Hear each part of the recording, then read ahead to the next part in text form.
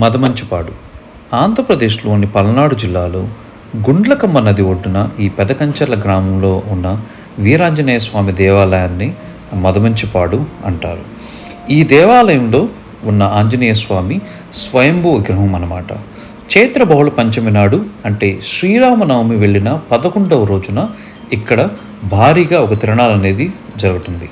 ఈరోజు నేను ఆ తిరణాల యొక్క విశేషాలు మరియు ఆలయం యొక్క ప్రత్యేకతలన్నీ కూడా మీకు వివరించబోతూ ఉన్నాను.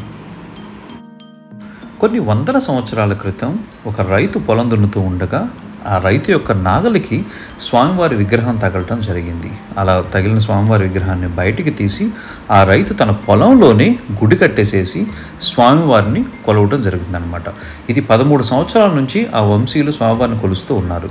అలాగే ఈ దేవాలయం నది ఒడ్డున ఉండటం వల్ల అత్యంత సుందరంగా ఉంటుంది. ఈ మదమంచిపాడు తిరణాలండి, మదమంచిపాడు వీరాంజనేయ స్వామి అంటారనమాట. కోటప్పకొండ తర్వాత ఒక పెద్ద తిరణాలు కూడా ఇదని చెప్పుకోవచ్చు అనమాట. మన కోస్తా సైడ్ మీకు తెలుసు, కోస్తా జిల్లాల్లో తిరణాల అంటే అది ఒక కల్చర్ లో భాగం. సో చిన్నప్పటి నుంచి కూడా మేము తిరణాల అంటే ఆ వైబ్ ఏదంతా వేరండి. కొత్త బట్టలు, చుట్టాలంతా రావటం, ఊరు నుంచి పిండి వంటలు ఏంటి, అసలు అదంతా కూడా ఒక వేరే వైబ్ అనమాట, ఎక్స్ప్లెయిన్ చేయలేము. సో అలాంటి తిరణాలను ఈ మధ్య నేను ఏం చేస్తున్నానంటే, నా చిన్నతనం నుంచి ఏ తిరణాలకు వెళ్ళానో వాటిల్ని కొన్ని డాక్యుమెంట్ చేస్తూ ఉన్నాను అనమాట. సో ఇంతకుముందు మా ఊరు వినుకొండ తిరణాలు చేయడం జరిగింది. కోటప్పకొండ వెళ్దాం అనుకుంటే కుదరలేదు. అందుకని ఇప్పుడు మదమంచిపాడు తిరణాలు డాక్యుమెంట్ చేస్తున్నాను. Very close to my heart. ఈ రోడ్ అయితే రండి యుగ యుగాలుగా ఎలా ఉందన్నమాట. ఒక్క వెహికల్ కూడా సరిగ్గా వెళ్ళలేదు. అటు పక్కన ఇటు పక్కన పెద్ద గుంతలు అనమాట. అందులో పడిందంటే కనుక మన కారు షాకప్స్ ఇరిగిపోవటమే అలా ఉంటుంది. మరి రిపేర్లు ఎంతవరకు చేస్తున్నారో కానీ ఈ రోడ్డు అయితే కనుక ఎన్ని జన్మలు ఎత్తినా, ఎన్ని తరాలు, ఎన్ని గవర్నమెంట్లు మారినా కూడా ఈ రోడ్డు రాత అయితే కనుక అస్సలు మారలేదు. పండగ రోజు ఉదయాన్నే అయితే కనుక గుడి కళకళలాడిపోతూ ఉంటుందండి. ఎందుకంటే చుట్టుపక్కల ఉన్న అన్ని గ్రామాల రైతులు కూడా వాళ్ళ యొక్క ట్రాక్టర్లు, ఎద్దులు అన్నిటిని తీసుకొని వచ్చేసేసి స్వామివారి గుడి చుట్టూ తిప్పేసేసి పూజలు అనేవి చేయడం జరుగుతుంది. ఎద్దులను అయితే కన్నా గుళకంలో తీసుకెళ్ళేసి స్నానం చేయించేసి వాటిని మంచిగా అలంకరించేసేసి దేవాలయం చుట్టూ కూడా తీసుకొని వస్తారు. అలాగే ఇక్కడ నమ్మకం ఉన్న చాలామంది వాళ్ళు కూడా పొద్దున్నే ఇక్కడికి వచ్చేసేసి దేవాలయం దగ్గర పొంగల్ అవన్నీ చేయడం జరుగుతుంది. అలాగే అన్నదానాలు కూడా విరివిగా జరుగుతూ ఉంటాయన్నమాట. తిరణాలు జరిగే 2-3 రోజులు అయితే కనుక దేవాలయం అనేది చాలా అంటే చాలా కళకళలాడుతూ ఉంటుంది. ఈ పండుగ రోజు ఉదయాన్నే నేను దేవాలయం దర్శనానికి వెళ్తున్నాను. ఆ దేవాలయ దర్శనం అయితే ఉచిత దర్శనం ఉంది. దాంతోపాటు 30 రూపాయలు మరియు 50 రూపాయల టికెట్లు అని పెట్టారు. మనం ఎక్కడ వెయిట్ చేయాల్సిన అవసరం అయితే కనుక ఉండదండి. మనం పగలైతే కనుక దర్శనానికి వెళ్తే, అదే నైట్ తిరణాలు జరిగేటప్పుడు దర్శనానికి వెళ్తే కనుక కొంచెం క్యూ అనేది పెద్దగా ఉంటుంది. సో అందుకని చెప్పేసి మేము ఏంటంటే డే టైమే వెళ్ళాం అనమాట. హార్డ్లీ ఒక 5-10 మినిట్స్లో స్వామివారి దర్శనం అయితే కనుక మాకు జరిగింది. ఫోటోగ్రఫీ గురించి అయితే కనుక అలాంటి రిస్ట్రిక్షన్ అనేది ఉండదన్నమాట ఇక్కడ. సో ముందుగా నేను చెప్పినట్టుగా స్వామివారిని అయితే కనుక ఇది స్వయంభూ విగ్రహం చాలా చాలా బ్యూటిఫుల్గా అలంకరించి పెట్టారనమాట.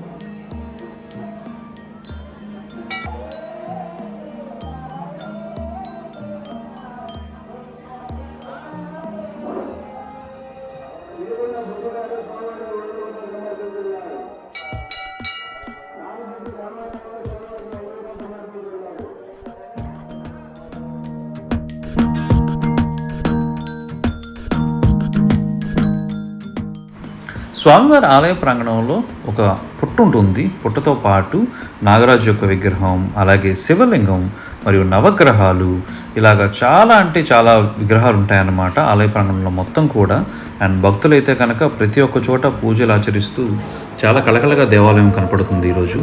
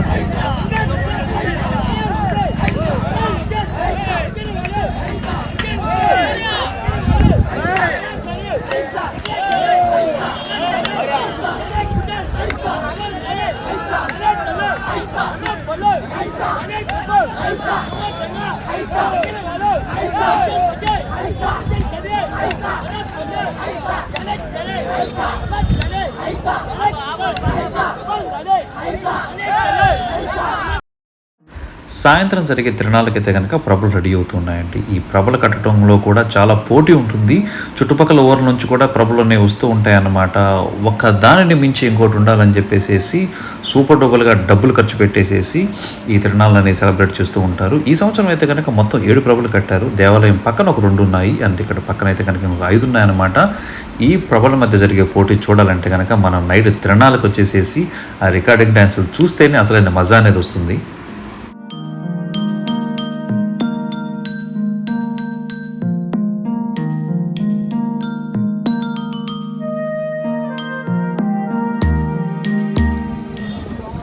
ఎంతది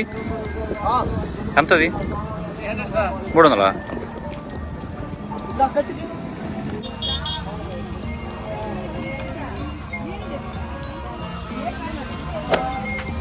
పిల్లకాయలు, are you excited about the car?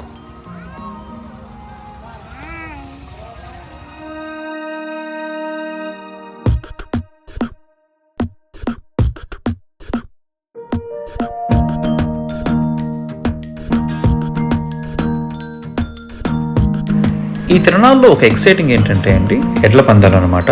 తిరణాలు ముగిసిన మరుసటి రోజు నుంచి ఒక వారం రోజుల పైబడి ఇక్కడ ఎడ్ల పందాలు అనేవి జరుగుతూ ఉంటాయి. రాష్ట్రంలోని వేరే వేరే ప్రదేశాల నుంచి కూడా అత్యంతమైన సుందరమైన ఎడ్లని ఇక్కడికి వచ్చేసేసి పందెంలో పాల్గొనడం అనేది జరుగుతుంది. అది చూస్తే కనుక మీరు ఖచ్చితంగా ఇష్టపడతారు.